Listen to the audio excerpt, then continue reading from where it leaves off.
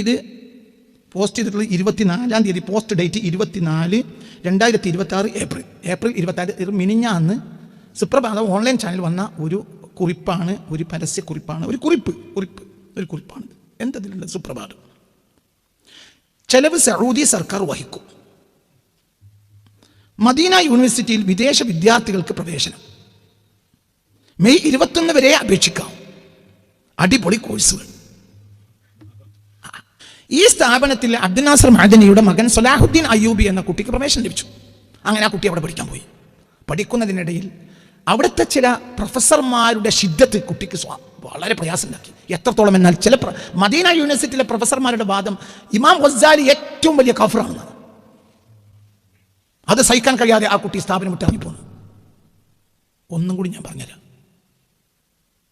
ഈ അബ്ദുൽ നാസർ മഅദനിയുടെ കുട്ടിയായ സലാഹുദ്ദീൻ അയ്യൂബിക്ക് എന്ന മോന് ഒരു ഇസ്ലാമിയത്ത്, അടിസ്ഥാന ഇസ്ലാമിയത്ത് ഉണ്ടായതുകൊണ്ടാണ് ആ കുട്ടിയുടെ വാപ്പ ഒരു വലിയ സുന്നി സ്കോളറായി അറിയപ്പെട്ട ആളല്ല. അദ്ദേഹം ആദ്യകാലത്ത് ഒരു വാർത്ത പറയുന്ന ആളായിരുന്നു. പിന്നെ ഒരു രാഷ്ട്രീയ നേതാവായിട്ടും ഒക്കെ അറിയപ്പെട്ട ഒരാളാണ്. ഏതെങ്കിലും സുന്നി സംഘടനയുടെ പ്രൊമോട്ടറാണോ ഈ കുട്ടിയുടെ വാപ്പ? അല്ല. പക്ഷെ ആ കുട്ടിയുടെ ഉള്ളിൽ നിലനിൽക്കുന്ന മുൻഗാമികളോടുള്ള ബഹുമാനം. ഇപ്പോൾ ഒരു മതസ്ഥാപനത്തിൻ്റെ പരസ്യം പറയുക. ആരെ പറയുന്നത്? ഒരു യുവതി, കണ്ടാൽ ആഗ്രഹിക്കപ്പെടുന്ന ഒരു യുവതി. ആ പെണ്ണിന് ഇവിടുന്ന് അങ്ങോട്ട്, അതായത് ഈ കൈ എന്ന് പറഞ്ഞാൽ കൈ പറഞ്ഞ മനുഷ്യൻ്റെ സൗന്ദര്യത്തിൻ്റെ വലിയൊരു ഭാഗം. മുഖം കണ്ടാൽ ആഗ്രഹിക്കപ്പെടുന്ന ഒരു മുഖം, കണ്ടാൽ ആഗ്രഹിക്കപ്പെടുന്ന കൈ. അത് പരസ്യം പറയാണ്. എന്തിൻ്റെ പരസ്യം പറയുന്നത്? ഒരു മതസ്ഥാപനത്തിൻ്റെ പരസ്യം പറയുക.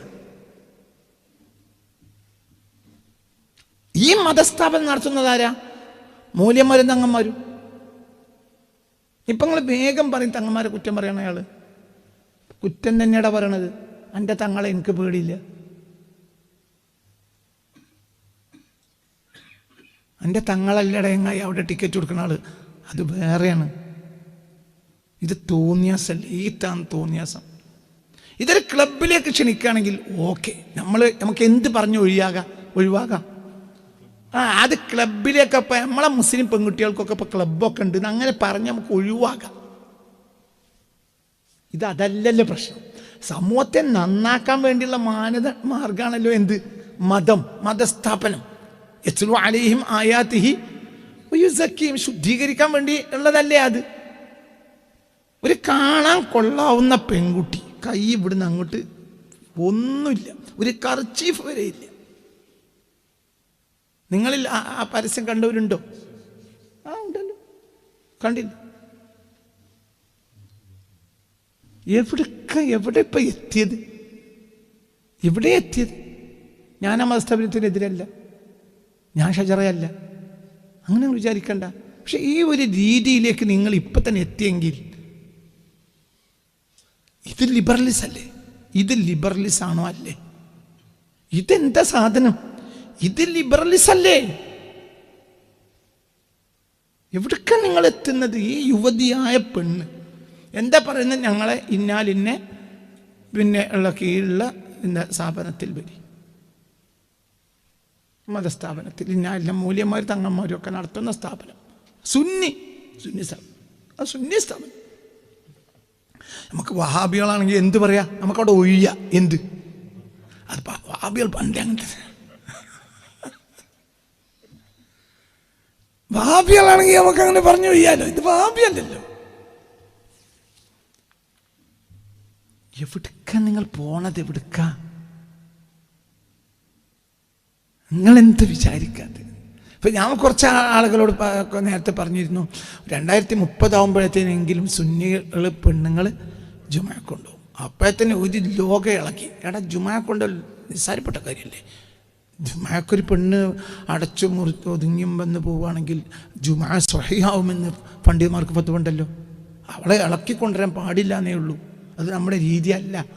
അതേ സമയത്ത് അവൾ ജുമാക്കൊരു പെണ്ണ് മറച്ചും പിടിച്ചും വന്നവൾ ജുമാ നിസ്കരിച്ച് പോവുകയാണെങ്കിൽ അവൾ ളുഹർ നിസ്കാരം മടക്കി നിസ്കരിക്കേണ്ട ഇല്ല എന്ന അഭിപ്രായം ആർക്കുണ്ട്? അഹ്ലു സുന്നന്റെ ഫുഖഹാന്റെ അഭിപ്രായം ഉണ്ടല്ലോ.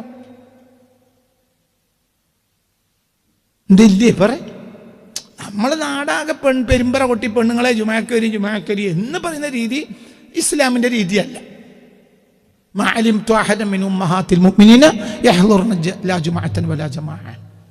ജുമാഅത്തും പങ്കെടുത്ത ഉമ്മാത്തുൽ മുഅ്മിനീനപ്പെട്ട ഒരാളെയും എനിക്കറിയില്ലെന്ന് ഇമാമിന് ഷാഫിഈ.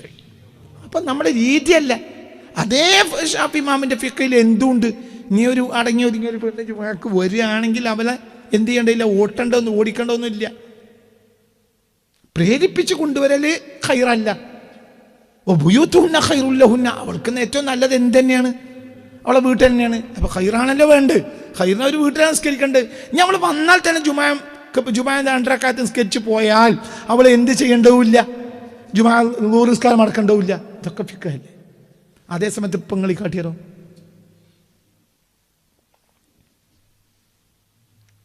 ഒരു മുസ്ലിം തന്നെ മറുപടി, എന്താ ഇയാൾ ഈ പറയുന്നത്? ഈമാനുള്ള ഒരു പെണ്ണും അത് ചെയ്യൂല, ജുമാക്കൂല. ഈമാൻ ഉണ്ടെങ്കിൽ ചെയ്യൂല എന്ന് പോന്താ ഈ അന്തംഗമ്മിയെ. ഇവിടെ ഇപ്പോൾ ആരെ പറ്റി പറയുന്നത്? ഈ അന്തംഗമ്മിക്ക് എന്തറിയും? അതാണോ ഇതാണോ പ്രശ്നം? അതിന് ഫിഖ്ഹിലൊരു വഴി കണ്ടെത്താലോ. ഇതിനോ എന്ത് വഴി? ഞങ്ങൾ ഒരു ഉമ്മാമയല്ല. ഉമ്മാമയാണെങ്കിൽ തന്നെ തെറ്റാണ്. ഒരു ഉമ്മാമയല്ല അത് ചെയ്തത്, പിന്നെ ആരാ? ഒരു പെൺകുട്ടി, ഒരു യുവതിയായ പെൺകുട്ടി. അങ്ങനെ ഇപ്പം എന്നോടൊരാൾ പറഞ്ഞു, അങ്ങനെ ഒരുപാട് പെണ്ണുങ്ങൾ അങ്ങനെ ചെയ്തിട്ടുണ്ട്. ഒരാൾ മാത്രമല്ല. ഒരു സുന്നി സ്ഥാപനത്തിൽ അവരെ വാദപ്രകാരമെങ്കിലും അവർ സുന്നിയാണല്ലോ, അവരുടെ വാദപ്രകാരമെങ്കിലും അവർ സുന്നിയാണ്. എനിക്ക് എവിടേക്കാ പറ്റിയത്? എവിടെയാണ് എത്തിയത്? ഇതാ എൻ്റെ മൊബൈലൊന്നും കൊണ്ടുവന്ന വണ്ടിയിലുണ്ടോ അല്ലെങ്കിൽ റൂമിലുണ്ടോ? എവിടെയാണ് നമ്മൾ എത്തിയത്? എവിടെയാണ് നമ്മളെന്താണ്? നമ്മൾക്ക് ഇതൊക്കെ യൂറോപ്പിൻ്റെ സ്വാധീനങ്ങളാണ്. ഇതിനാണ് ദുഖാൻ എന്ന് പറയാം. ഇതാണ് ദുഖാൻ. ഇത് ദുഖാൻ ഇപ്പോൾ പുറത്തേക്ക് വന്നു കഴിഞ്ഞു. നമുക്ക് ആർക്കും അതിനെ എതിർക്കാനും കഴിയില്ല. എതിർത്താൽ നേരെ എതിർത്ത് എന്താണ്? ഞാലിന്നെ എന്താ പറയുക, ലൗഹുൽ മഹ്ഫൂദിൽ നിന്ന് ഇറങ്ങി വന്ന തങ്ങളല്ലേ എൻ്റെ പ്രസിഡന്റ് എന്നാ പറയാം. പിന്നെ ഞാൻ ലൗഹുൽ മഹ്ഫൂദിൽ നിന്ന് ആ തങ്ങൾ ഇറങ്ങി വരുന്നത് ഞങ്ങൾ കണ്ടതല്ലേ, എന്നിട്ട് എന്തിനാ ഞങ്ങൾ അതിനെ എതിർക്കുന്ന പറയാം? അങ്ങനെയാണോ പറയാം? തങ്ങന്മാരുള്ളതിനെ നമ്മൾ എതിർക്കാൻ പാടില്ലല്ലോ. അപ്പോൾ നമ്മൾ ഇസ്ലാം തന്നെ പുറത്തു പോലെ തങ്ങന്മാർക്ക് എന്ത് തോന്നിയാസം ചെയ്യുകയും ചെയ്യാം. ഇപ്പം നിങ്ങൾക്ക് തന്നെ തോന്നിയിട്ടുണ്ടാവും, ഇപ്പം നിങ്ങൾ പറഞ്ഞ ക്ലാസ്സിന് വന്ന് വിട്ടുപോയോ? നിങ്ങൾ സൗകര്യം വന്നാൽ മതി, നിങ്ങൾ വരല, എനിക്ക് ആവശ്യമില്ല. ഇവിടെ ഇത് പറയുന്ന ദീനാണ്. യാതൊരു ബോധമെന്ന് പറഞ്ഞ സംഭവം ഇല്ല. ആർക്കില്ല? സുന്നികൾക്കില്ല. മറ്റൊരു ബോധമില്ലാത്ത കൂട്ടാണ് നമ്മൾ പണ്ടേ പറഞ്ഞു ഒഴിവാക്കണമല്ലേ. വഹാബിക്ക് ബോധമില്ല എന്ന് പറഞ്ഞാൽ അത് കുഴപ്പമില്ലല്ലോ. എന്തുകൊണ്ട്? വഹാബിക്ക് പണ്ടേ ബോധമില്ലല്ലോ.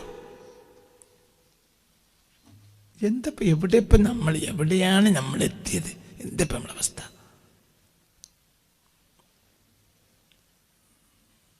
നമ്മൾ ചിന്തിക്കും. ഇതിനാണ് ദുഖാനെ അറിയാം. എന്താണ് എന്ന് മനസ്സിലാക്കാൻ കഴിയാത്തൊരവസ്ഥ സംജാതമായിരിക്കുക.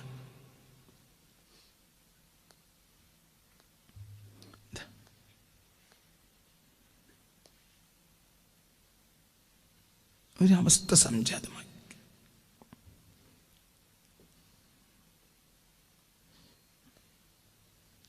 ഇന്ന് എത്ര ഡേറ്റ്? 26 അല്ലേ? ഇന്നെന്താ ദിവസം? ഞായറാഴ്ച. അപ്പം ഇന്നലെ എത്രയാണ്? 25 ശനിയാഴ്ച. അപ്പം മിനിഞ്ഞാന്ന് എത്രയാണ്? 24 വെള്ളിയാഴ്ച. ബഹുമാനപ്പെട്ട വെള്ളിയാഴ്ച.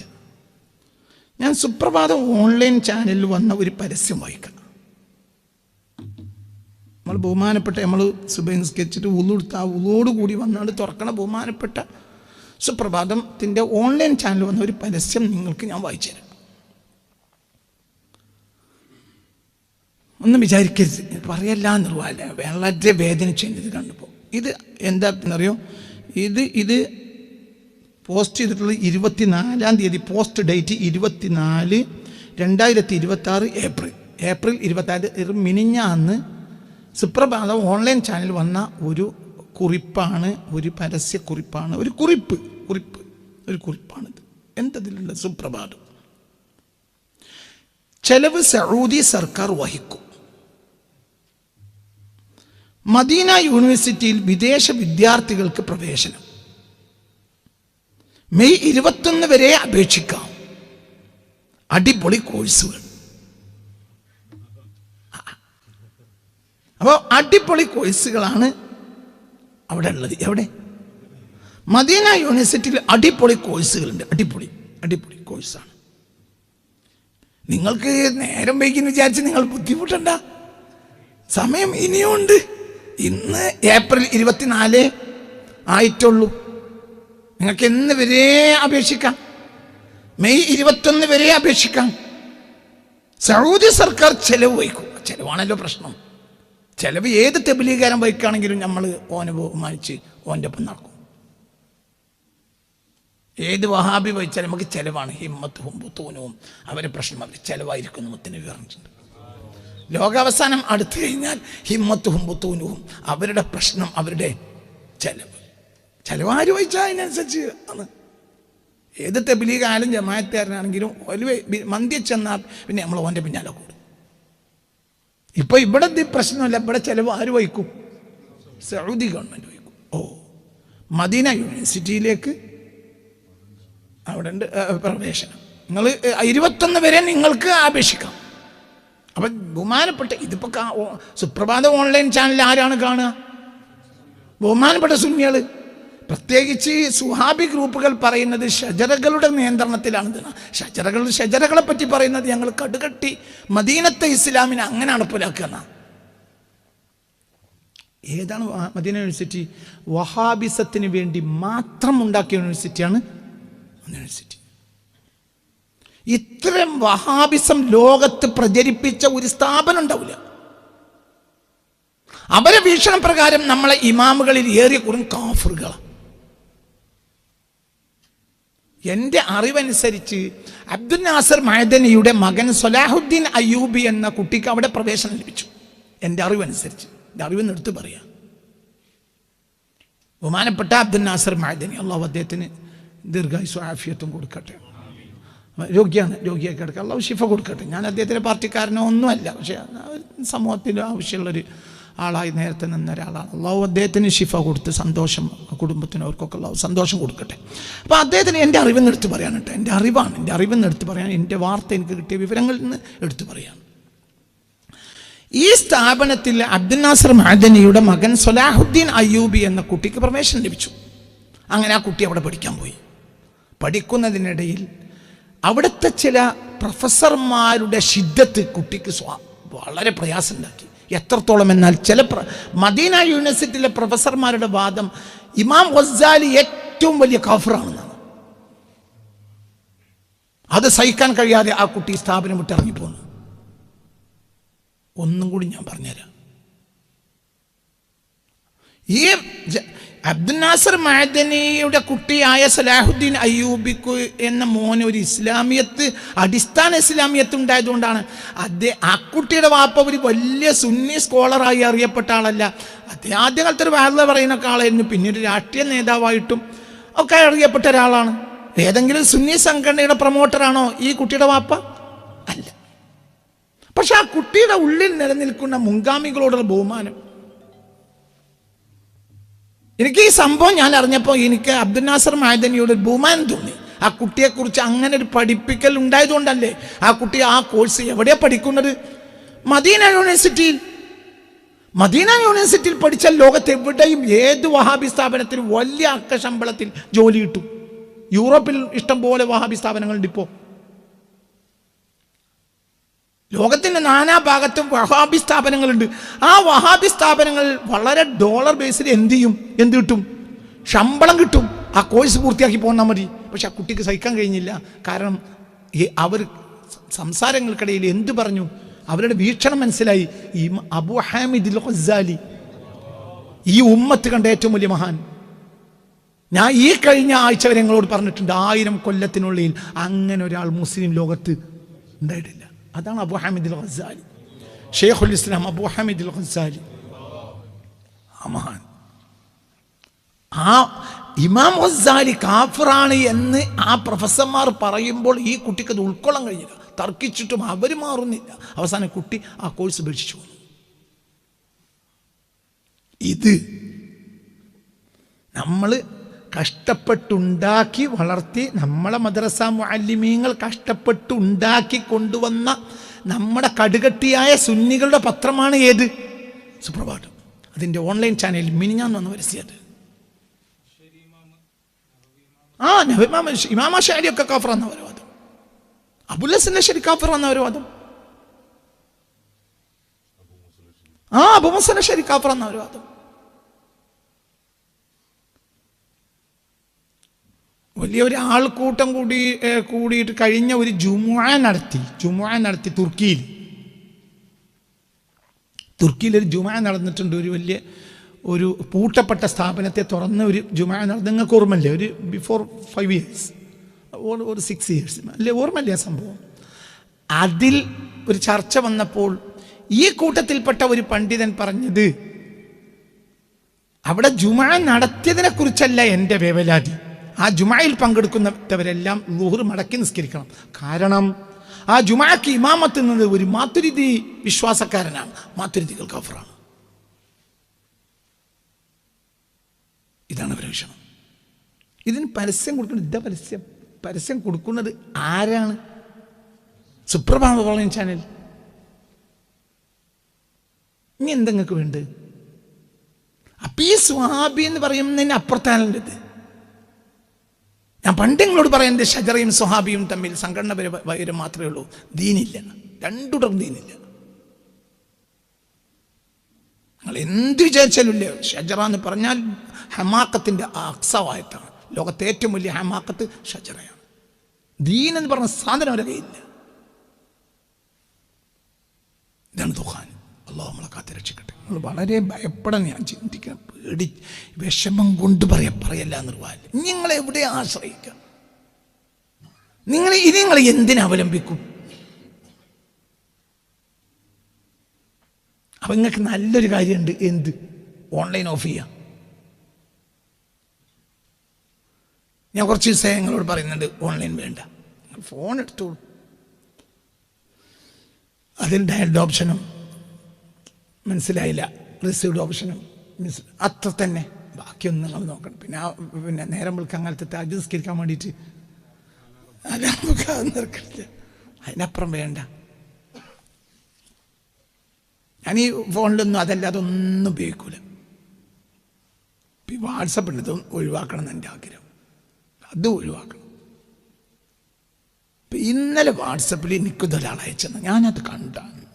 എന്തായി കാണുന്നത്? അപ്പൊ ഇനി നമുക്ക് നല്ലത് എന്താ അറിയാം? ആ ദുഹാന് നിങ്ങോട്ട് പോരുക. ഹബീബാൻ ബഹുമാനപ്പെട്ട ഒരു ഹദീസ് ഞാൻ ഇന്നലെ ഇങ്ങനെ ഫിത്തന ഞാൻ പരിശോധിച്ചപ്പോൾ ഇങ്ങനെ ഒരു ഹദീസ് കിട്ടി. عن أبي الزاهري عن حدثنا بقية بن الوليد أبو اليمان جميعا عن حريز بن عثمان عن أبي الزاهري قال إذا قذف قوم بفتنة ورسموت فتنة قند إريبتان فلو كان فيهم أنبياء لفتتنوا أنبياء فتنة يلون تنجيل بولم അക്കാലത്ത് അമ്പിയാക്കൾ ഉണ്ടെങ്കിൽ പോലും ഫിത്നയിലാ പോട്ടോ. എന്തായി പറഞ്ഞ് എന്താ പറഞ്ഞേ? ഫിത്ന കാലഘട്ടത്തെ ഭയപ്പെട്ടോളി. ഫിത്ന വന്നു കഴിഞ്ഞാൽ അമ്പിയാക്കളിൽ പോലും അതിൽപ്പെട്ടു. എന്താണ് ചെയ്യേണ്ടത് അവർക്ക് അറിയാത്തൊരവസ്ഥ വരും. വലൂക്കാനഫി അമ്പിയാവും, അവരെ കൂട്ടത്തിൽ ആരുണ്ടെങ്കിൽ പോലും, അമ്പിയാക്കൾ ഉണ്ടെങ്കിൽ പോലും ലഫ്തത്തിനും ഫിത്നയിലാവപ്പെട്ടു. എന്താ ചെയ്യേണ്ടതെന്ന് അറിയില്ല. അങ്ങനെ കാലം വരുന്നുണ്ട്. അള്ളാഹു നമ്മളെ കാത്ത് രക്ഷിക്കട്ടെ. എന്താണ് ചെയ്യേണ്ടതെന്ന് അറിയൂല. എന്താണ് അവസ്ഥ അറിയൂല. എന്താണ് ഒന്നും അറിയൂല. നമുക്കൊന്നും അറിയൂല. ഫിത്നയിൽ അകപ്പെട്ടു പോകും.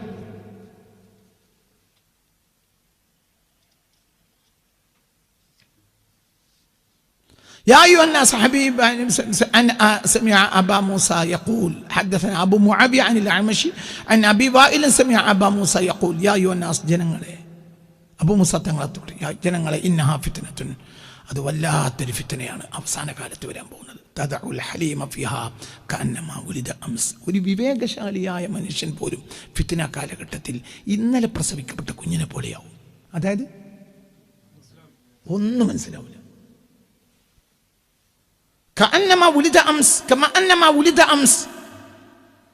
ഇന്നലെ പ്രസവിക്കപ്പെട്ട കുഞ്ഞിനെ പോലെയും വിവേകിയും നല്ല വിവേകവും ബുദ്ധിയും ബോധവും അറിവുള്ള ആളുകൾക്ക് പോലും ഫിത്ന കാലഘട്ടത്തിൽ അവസാന ഖിയാമത്ത് നാൾ തൊട്ടുമ്പ് ഫിത്ന വരും. ആ ഫിത്നയാണ് ദുഖാൻ. തിരിച്ചറിയാൻ കഴിയില്ല. കഅന്നമാ ഉലിദ അംസ്. ഏതോ ബുദ്ധിയില്ലാത്തവനല്ല, ഹലീം, അതായത് വിവേകശാലിയായ ബോധമുള്ള മനുഷ്യൻ പോലും ആ കാലത്ത് അകപ്പെട്ടു പോയാൽ അവന് എന്തായി പോവും? കഅന്നമാ ഉലിദ അംസ്. പറ, ഇന്നലെ പ്രസവിക്കപ്പെട്ടതുപോലെയോ എന്താ ചെയ്യേണ്ടതെന്ന് അറിയില്ല. എന്താ അറിയില്ല, ആ ബുദ്ധി ഉയർന്നു പോവും. ഇപ്പൊ നിങ്ങളിപ്പോ ഷജറയില കൂടെ സ്വാബില കൂടെ നിങ്ങൾക്ക് തിരിയുണ്ടോ? അപ്പൊ നിങ്ങൾക്ക് നല്ല എന്താണ് രണ്ടിലും കൂടാതിരിക്കുക. പഴയ കാലത്ത് സാലിഹ്യങ്ങൾ പഠിപ്പിച്ചെന്ന ആ ദീനനുസരിച്ച് അങ്ങനെയാണ് പോയിക്കും. ഒന്നിനും പോണ്ട. ചോറ് തിന്നാലല്ലേ ഈ പ്രസംഗം കേൾക്കണ്ടുള്ളൂ. ചോറ് തിന്നണ്ട, പ്രസംഗം കേൾക്കണ്ട. മനസ്സിലായില്ല? രാമനെ കഞ്ഞി കൊടുത്തപ്പോൾ കഞ്ഞി കുടിച്ചു കഴിഞ്ഞപ്പോൾ എന്ത് ചെയ്തു?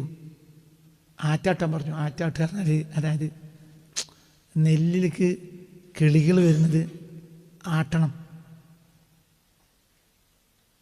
രണ്ടാം ദിവസം കഴിഞ്ഞപ്പോൾ മൗലാളി പറഞ്ഞു കഞ്ഞി കുടിച്ചോ. രാമൻ അന്ന് കഞ്ഞി കുടിച്ചില്ല. എന്തുകൊണ്ട്? കഞ്ഞി കുടിച്ച കിളി ആട്ടേണ്ടി വരും. കഞ്ഞി കുടിക്കുമ്പോൾ ഒരു സുഖമുണ്ട്, പക്ഷെ പിന്നെ ഒരു 4 മണി വരെ നിന്നാണ് എന്ത് ചെയ്യണം? ആ വെയിലത്ത് നിന്ന് കിളിയാട്ടണം. കുറച്ച് പണിയുള്ള കാര്യമാണ്. കഞ്ഞി 10 മിനിറ്റ് കൊണ്ട് തീർന്നു, പക്ഷെ ആ കിളിയാട്ടൽ വൈകുന്നേരം വരെ വേണം. അപ്പൊ പിറ്റേന്നും വിശപ്പുണ്ട്, പക്ഷെ രാമൻ പറഞ്ഞു ആ വേണ്ട മലയാളിയാണ് കഞ്ഞിയാട്ട. കഞ്ഞി വേണ്ടതെന്നാ ചെയ്യാ, കുറച്ച് കിളിയാട്ട് പറഞ്ഞാൽ കിളി ആട്ടും ചെയ്യാം, പോകും ചെയ്യാം. നീ ആട്ടിയെ തന്നെ എണീറ്റ് പോവാ. മൂപ്പര കഞ്ഞി പള്ളയിലുണ്ടാകുമ്പോൾ അങ്ങനെ പോകാൻ പറ്റില്ല.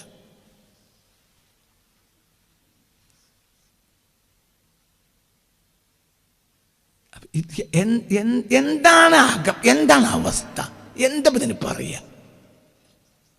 ഞാൻ നേരെ ഇതിനിപ്പോൾ പറയും. എന്ത് അങ്ങനെ പറയാൻ പാടില്ല, അത് തെറ്റല്ലേ, നമ്മളെ വഷളായില്ലേ നിങ്ങളെ പ്രസംഗം കൊണ്ട്?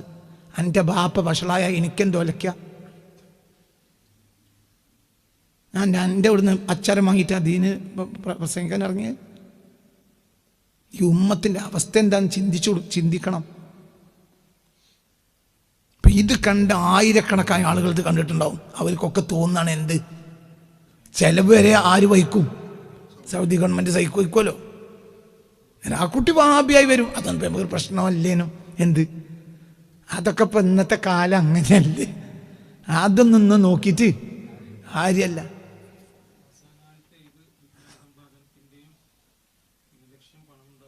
മാത്രമായിരിക്കും ലോകാവസാനത്തിൻ്റെ അടയാളാണ്. വിജ്ഞാനത്തിൻ്റെ അങ്ങനെ കോഴ്സിന് നല്ല ശമ്പളം കിട്ടും. വലിയ ശമ്പളം കിട്ടും.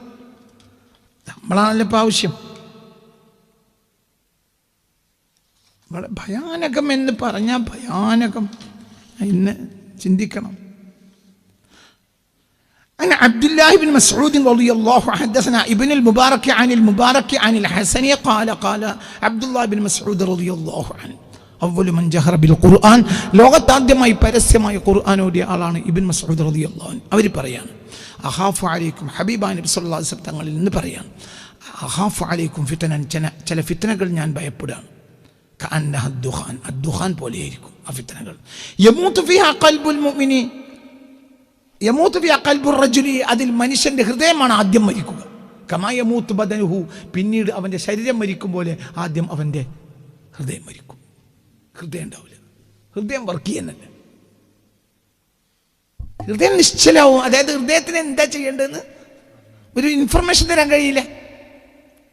യമൂതു ഫിഹാ ഖൽബുർ റജുലി കമാ യമൂതു ബദനുഹു, പിന്നീട് അവന്റെ ശരീരം മരിക്കും പോലെ ആദ്യം അവന്റെ എന്ത് മരിക്കും? ഹൃദയം മരിച്ചു. അറിയൂല എന്താ ചെയ്യേണ്ട, അറിയൂല. عن حذيفة قيل له أي الفتن أشد عن سفيان عن جابر حدثنا ابن مهدي عن سفيان عن جابر عن عامر عن حذيفة قيل له أي الفتن أشد ഫിത്നകളിൽ ഏറ്റവും ഭയാനകമായ ഫിത്ന ഏതാണെന്ന് ബഹുമാനപ്പെട്ട ഹുദൈഫ തങ്ങളോട് ചോദിക്കപ്പെട്ടു റളിയല്ലാഹു അൻഹു. ഖാല, അവർ പറഞ്ഞു, അൻ തഅരിള അലാ ഖൽബികൽ ഖൈറ വശർറ, ഷർറിന്റെയും ഖൈറിന്റെയും മേൽ നീ വെളിവാവുക. ഫലാ തദ്രി അയ്യഹുമാ അർകബു തെർക്കബു, എന്തുമ്മലാണ് കയറേണ്ടത് നിനക്ക് തിരിയാതെയാവുക. നീ രണ്ടും കാണുക, ഖൈറിനെയും കാണുക, ഷർറിനെയും കാണുക. ഇതിൽ ഏതാണ് ഞാൻ തിരഞ്ഞെടുക്കേണ്ടത് നിനക്ക് തിരിയാതെയാവുക. ഇപ്പോൾ ഖൈറാണെന്ന് തോന്നിയ ഈ സാധനം അടിസ്ഥാനപരമായി എന്തായിരിക്കും? ഷർറായിരിക്കും. ഷെറും ഷർറായിരിക്കും. ചിലപ്പോൾ ഷെറ് ഖൈറും ആയിരിക്കാം, പക്ഷെ അതറിയില്ല. ചിലപ്പോൾ ഇന്ന് നീ ഖൈറാണെന്ന് വിചാരിക്കുന്ന സാധനം അടിസ്ഥാനപരമായി എന്താണ്? അല്ലെങ്കിൽ ഏത് ഷെറും ഖൈറും കൊണ്ടല്ലേ ഉണ്ടാവുക? ജീവ ചൂണ്ടലില് ഇര കൊത്ത് വെള്ളത്തിലിട്ടു, പാവപ്പെട്ട ബഹുമാനപ്പെട്ട മീൻ. ഈ മീനിന്റെ അവസ്ഥയാണത്. എന്ത്? അപ്പൊ അതിങ്ങനെ കാണുമ്പോ അതെന്താ വിചാരിക്കണത്? അതൊരു നല്ല ഭക്ഷണം. മണ്ണരനെ അതിന് കിട്ടണമെങ്കിൽ വളരെ കഷ്ടപ്പാടാണ്. ഒരു മണ്ണരനെ എന്ത് ചെയ്യണം? മണ്ണരനെ കിട്ടണമെങ്കിൽ അടിയിൽ നിന്ന് എന്ത് പൊന്തിക്കണം? ചെളി പൊന്തിച്ച് ചെളിൻ്റെ അടിയിൽ, ആ ചെളിക്കട്ടയുടെ അടിയിലാണ് മണ്ണര ഉണ്ടാവുക. അപ്പൊ ഈ ചെളിക്കട്ട പൊന്തിക്കാനുള്ള കഴിവൊന്നും ആർക്കില്ല, ബഹുമാനപ്പെട്ട മീനിനില്ല. മീന് വെള്ളത്തിന് കിട്ടുന്നത് തിന്നയ്യ. അപ്പോഴാണ് എന്ത് കാണുന്നത്? മണ്ണര. അപ്പൊ പാവം മീൻ എന്ത് വിചാരിക്കും? അല്ലാ, എന്തൊരു നല്ല ഭക്ഷണമാണ്. ഒരാളെ ഒരു 500 രൂപ ശമ്പളം കൊടുത്താണ്ട് ഒപ്പം കട്ട പൊന്തിച്ച് കൊടുക്കാൻ വേണ്ടി കൊണ്ടുനടക്കാനൊന്ന് മീനിനോട്ട് ബാങ്ക് ബാലൻസും ഇല്ലല്ലോ. അപ്പൊ മീൻ വെള്ളത്തിന്റെ മുകളിലൂടെ ഇങ്ങനെ പോവാണ്, വെള്ളത്തിൽ പോവാണ്. അപ്പൊ കിട്ടുന്നതേ തിന്നാൻ കഴിയുള്ളൂ. അതിന്റെ മൃഷ്ടാന്യ ഭോജ്യമായ ഒരു സാധനമാണ്.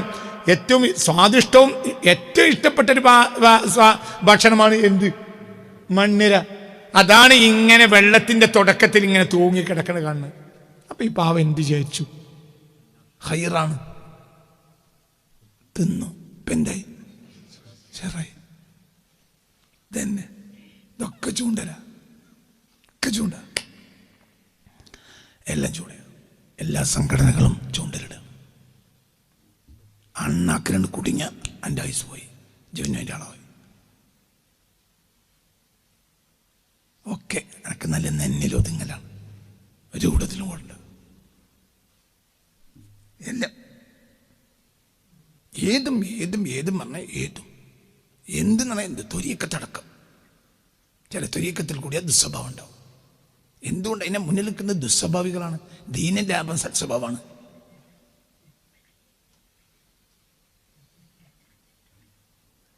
ദീനിന്റെ ലാഭം വേണല്ലോ. ദീനിന്റെ ലാഭം എന്താ? സൽസ്വഭാവമല്ല. വൈന്നക ലഅലാ മുസല്ലിൻ അളീം എന്നല്ല ഹബീബ നബിയെ പറ്റി പറഞ്ഞു. വൈന്നക ലഅലാ ഖുലുഖിൻ അളീം. ഒരു സാധാരണ പണിക്ക് പോണ ഒരു അടിസ്ഥാനം, ഒരു 3ാം ക്ലാസ്സിൽ നിന്ന് മദ്രസയിൽ നിന്ന് പാഞ്ഞു പോകുന്ന അയമോട്ടിയുടെ സ്വഭാവം ത്വരീക്കത്തിൻ്റെ ശേഖന്മാർക്ക് ഒരു ഇല്ലാതാവുക. ഇതാണ് ആഖിർ സമാന്. കണ്ടതിന് പിന്നാലെ മുഴുവൻ പോയി കൂടണ്ട. എൻ്റെ സ്വഭാവം നാശാക്കും. വൃത്തികെട്ട സ്വഭാവമായി മാറും ചില ത്വരീക്കത്ത് കൂടിയാൽ. എൻ്റെ അടുത്ത് ഒരാൾ വന്നാൽ അയാൾക്ക് നിബന്ധനയാണ്. ഞാൻ കഴിഞ്ഞ ആഴ്ച ക്ലാസ്സിൽ പറഞ്ഞിട്ടുണ്ട്, വേറെ ആൾക്ക് പോകാൻ പാടില്ല, വേറെ ആൾക്ക് പോകാൻ ഇങ്ങോട്ട് വരാൻ പാടില്ല. കാരണം പിന്നെ എൻ്റെ ഈ കൂടുതൽ നാശാക്കും. ഞാൻ നല്ലവനല്ല. അള്ളാഹു നമ്മളെ കാത്ത് രക്ഷിക്കട്ടെ. വളരെ നിങ്ങൾക്ക് പറഞ്ഞ മനസ്സിലായി. എവിടെ പറ്റി കൂടെ? എവിടെയാണ് ഇത് കൂടെ? എവിടെയാണ്? ഖൈറിനെയും ഷർറിനെയും നിനക്ക് തിരിച്ചറിയാൻ കഴിയില്ല. അത് രണ്ടും നിന്റെ മേൽ വെളിവാക്കപ്പെട്ടാൽ ഫലാ തദ്രി, നീ അറിയുകയില്ല. അയ്യഹുമാ തർക്കബു, അതിൽ എന്തിനാ ഞാൻ കയറേണ്ടത്? ഷജറിന്റെ വണ്ടിയും വന്ന് നിൽക്കുന്നുണ്ട്, സുവാബിന്റെ വണ്ടിയുണ്ട്. ജിബന്റെ അയ്യ നടന്നു. അങ്ങനെയാണല്ലോ വണ്ടി കയറി. അങ്ങനെയാണ്. ഇപ്പൊ നിനക്ക് ഇഷ്ടമില്ലാത്ത പാർട്ടിക്കാരും വീട്ടിൽ വന്നിട്ട് തെരഞ്ഞെടുപ്പ് തന്നെ രാവിലെ ഹോണടിക്കും. ഹോണിങ്ങനെ അടിച്ചു കഴിഞ്ഞാൽ മനസ്സിലായില്ല, ആ വണ്ടിയിൽ കയറണ്ട. ഇച്ചും പെണ്ണുങ്ങളും നടന്നു പോയിക്കോ വണ്ടിയില്ലെങ്കിൽ, അല്ലെങ്കിൽ പൈസ കൊടുത്താൽ. കാരണം എന്തുകൊണ്ട്? ചില ആളുകളുണ്ട്, ചില പാർട്ടിക്കാരുണ്ട് എന്നറിയാം, ബൂത്തിൻ്റെ മുമ്പ് ചായയും കടിയും കൊടുക്കും. ചായ കുടിച്ചാൽ കുടുങ്ങി. നേരത്തെ രാമനോട് കിളിയാട്ടം പറഞ്ഞായി കഴിഞ്ഞാൽ പിന്നെ ഓല എന്ത് പറയും? പിന്നെ നമ്മൾ പ്രത്യേകിച്ച് പറഞ്ഞു തരേണ്ടേ ഇല്ലല്ലോ. ഓൻ്റെ കായപ്പം ചായയും എൻ്റെ പള്ളി കയറി കഴിഞ്ഞാൽ പിന്നെ ഓൻ പറഞ്ഞു കേൾക്കണ്ടേ? അതിൽ മാന്യത അല്ലെങ്കിൽ പിന്നെ എന്തു കാട്ടാം? കണ്ടോരെ കായപ്പൊക്കെ തിന്ന പിന്നെ പറ്റില്ലല്ലോ. ഇത് നിനക്ക് തിരിച്ചറിയാതാവുക. അയ്യോഹ് മാത്രം രണ്ട് വണ്ടി കയറിയാലും ചൂടുങ്ങും. ഷജറിൻ്റെ വണ്ടി കയറിയാലും കുടുങ്ങും, സ്വാബിൻ്റെ വണ്ടി കയറിയാലും കുടുങ്ങും. വാബിൻ്റെ വണ്ടി ഏതായാലും കുടുക്കല വണ്ടിയാണല്ലോ. ഇപ്പം എന്താ കാട്ടുക? ഒന്നിനും എതിർക്കും വേണ്ട, ഒന്നിനും. കാരണം നിനക്കറിയൂല. ജുമാക്ക് പോകുക, പോരുക. അവിടെ ജുമാ കഴിഞ്ഞ് പോകുമ്പോൾ പാത്രം ഉണ്ടാവും. ആ പാത്രത്തിൽ എൻ്റെ കയ്യിലുള്ള പൈസ ഇട്ടാളാ, അത്ര തന്നെ. അങ്ങനെ തന്നെ.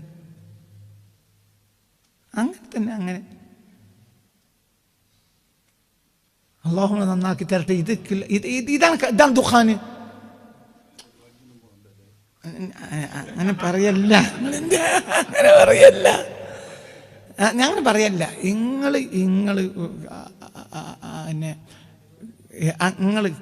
നിങ്ങൾ ചെയ്യേണ്ട കാര്യം, നിങ്ങളെ ഉസ്താദ് പണ്ട് നിങ്ങൾക്ക് പറഞ്ഞു തന്നൊരു ദീനില്ലേ, അതനുസരിച്ച് ജീവിക്കന്നെ. നിങ്ങൾ ഈ ക്ലാസ്സിന് പോലും നാളെ വരേണ്ടതില്ല. നിങ്ങൾക്ക് ഇന്നെ അത്ര ഉറപ്പുണ്ടെങ്കിൽ വന്നാൽ മതി, ഇല്ലെങ്കിൽ വരണ്ട. നിങ്ങൾക്ക് അത്ര ഉറപ്പുള്ള ഒരാളങ്ങൾ അവലംബിച്ചോളി. പക്ഷേ അയാളങ്ങൾക്ക് ഉറപ്പ് വേണം. അതാ ഉറപ്പാണ്. നിങ്ങൾ ഉറപ്പുള്ള ഒരാൾ അവലംബിക്കണം. അയാൾ നിങ്ങളെ അതിലേക്കും ഇതിലേക്കും തിരിച്ചുകൊണ്ടുവരുത്. അതിൽ കയറിട്ടുകൊണ്ട് സംഘടനയ്ക്ക് മെമ്പർഷിപ്പ് എടുക്കുന്ന ആളെ ഒപ്പം പോകരുത്. കാരണം നിനക്ക് അറിയില്ല. അയ്യഹുമാ തെർക്കബു, അതിൽ എന്തുമ്പോഴാണ് കയറേണ്ടത് എന്ന് ഇപ്പോൾ നിനക്ക് അറിയില്ല. ഇതൊക്കെ അടയാളങ്ങളാ.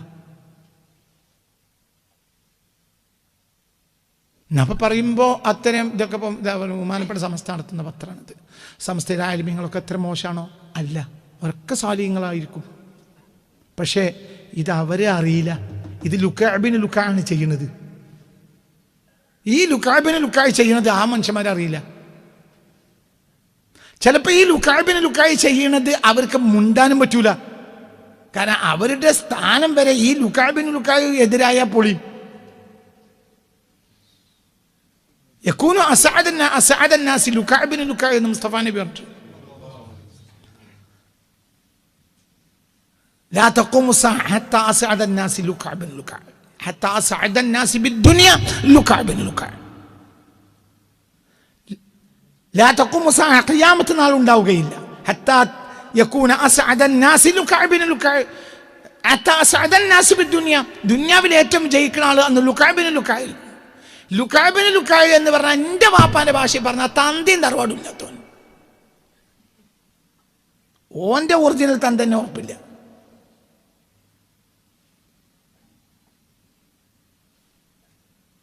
ഓന്റെ ബാപ്പാന്റെ തന്തൊക്കെ ഉറപ്പുണ്ടാവില്ല. എന്നൂട്ടിക്കളി. അതാണ് ലുക്കാബിന് ലുക്കായി. അല്ലെങ്കിൽ ലഈം നീചൻ, എന്ത് വൃത്തിയോടും ചെയ്യാൻ മടിയില്ലാത്ത തന്തന്നെ മാനോ, ഓനും മടിയില്ല. ആ ജാതി ആളുകളെ ഇപ്പണിയെടുക്കുക. സുന്നികൾ വളർത്തിക്കൊണ്ടുവന്നൊരു സ്ഥാപനത്തിൽ ഇക്കോലം ചെയ്യണമെങ്കിൽ ഓൻ ആരായിരിക്കണം? ഈ പറടൂ, ഇവൻ ആരായിരിക്കണം? ബഹുമാനപ്പെട്ട അഹ്ലുസുന്നയുടെ ഹൃദയത്തിൽ കയറി നിന്നിട്ട് ഈ ജാതി തൊരപ്പം പണിയെടുക്കണമെങ്കിൽ ഇവൻ ആരായിരിക്കും? ഇവൻ ലുക്കാബിൻ ലുക്കായിരിക്കും. ഇത് ബഹുമാനപ്പെട്ട ആലിമീങ്ങൾ അറിഞ്ഞോളന്നില്ല. ഞാൻ അറിഞ്ഞ അവർക്ക് മിണ്ടാനും പറ്റൂല. എന്തുകൊണ്ട്? ഇവരെതിരായ മറ്റൊരു പൊളിയും. ലുക്കാബിന് ലുക്കായി എന്തും ചെയ്യും. മനസ്സിലായില്ല? ലുക്കാബിന് ലുക്കായി എന്തും ചെയ്യും. നാലാളെ മൂടിയിട്ട് മറ്റവനെ പുറത്താക്കണേ, എന്നെ പുറത്താക്കിക്കാൻ വേണ്ടി കഴിയും. പുറത്താക്കിയപ്പോൾ എനിക്ക് സ്പേസും ഇല്ല. അതുകൊണ്ട് ഉണ്ടണ്ട. കൈകാര്യകർത്താക്കൾ ആരായിരിക്കും? പറയടോ, കൈകാര്യകർത്താക്കൾ ആരായിരിക്കും? ലുക്കാബിന് ലുക്കായ്. എന്താണ് ഈ ലുക്കാബിൻ? ലഈം, നീജന്റെ മകൻ നീജൻ, തന്തി നിറവോടില്ലാത്തോൻ. പൈസ ഉണ്ടാവും, തന്തി നിറവുണ്ടാവില്ല.